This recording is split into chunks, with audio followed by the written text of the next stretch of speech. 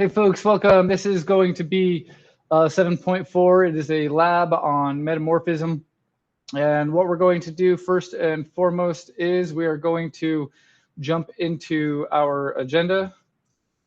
And on our agenda, we have go down to 7.4 lab. You can see I've already deleted the 7.4 discussion. We're only doing the lab. I'm going to click to access this assignment.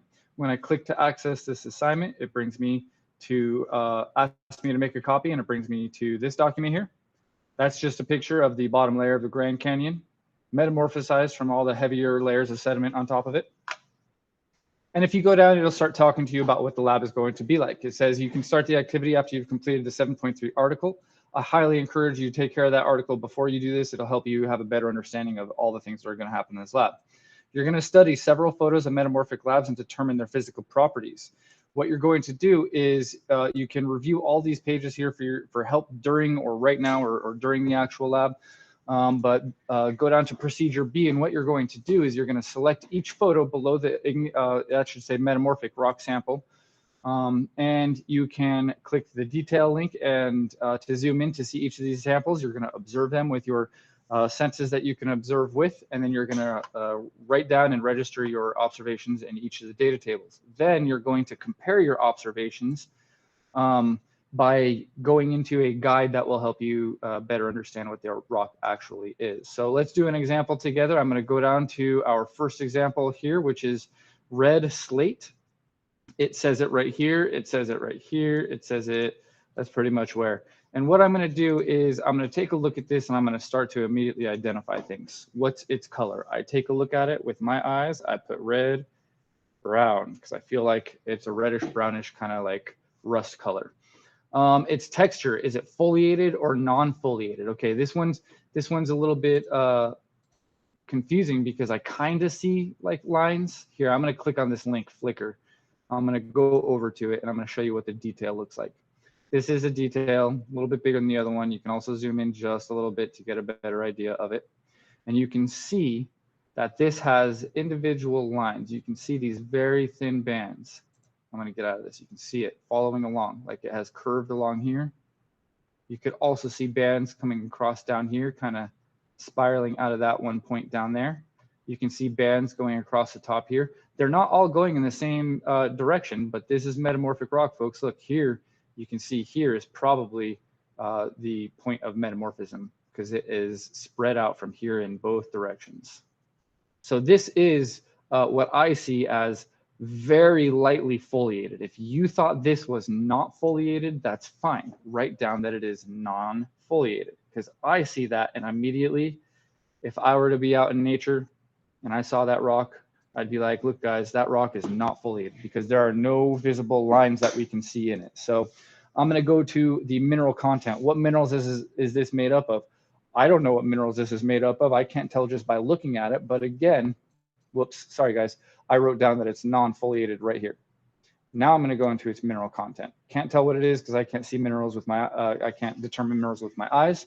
So I'm going to take a closer look, but actually I'm going to go back into the metamorphic rock detail. I'm going to scroll down a little bit, and right here in this description, and this is for every single rock that you click on in this lab, you will find a description that is going to fill in the rest of your table. So I don't know what this rock is made of mineralogically, but I can figure out all the other items. Let's take a look at what the other items are. What is its parent material? That means what rocks or minerals made this rock. Was this a rock a product of low, medium, or high grade metamorphism? And you don't necessarily need to answer how do you know, because you're just going to read it out of an article. Low grade metamorphism, by the way, is where metamorphism occurs in low pressures. There's low temperatures, but enough to metamorphosize rocks. And there's a lot of fluid involved because the fluid doesn't necessarily evaporate readily in the low grade metamorphism. Medium grade metamorphism is 320 degrees to 450 degrees Celsius. There is moderate pressure in there. There's moderate fluids in there as well. And then high grade metamorphism is 450 degrees Celsius or higher. There is high pressures, there is high temperatures, and there are low fluids involved in that one. So, and the higher you go, the higher grade pressure you go, the more crystallized the rock becomes. Okay, so mineral content, don't know. Parent content, don't know. I'll show you where to take care of that in a second. Is this a product of low, medium, or high grade metamorphism? I'm going to go back into my description here. And as I read through this description, it's going to tell me that this is a product of, let me see if I can find it real fast.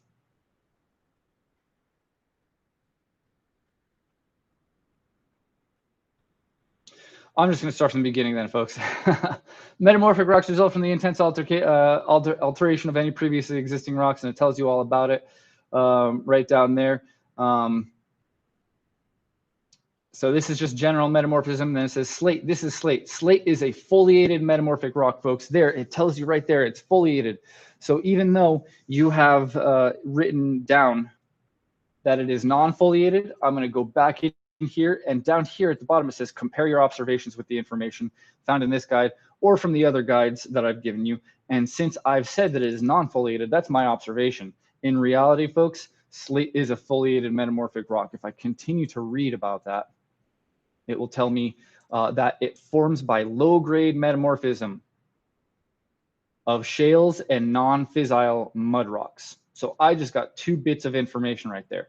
First of all, low-grade metamorphism, copy.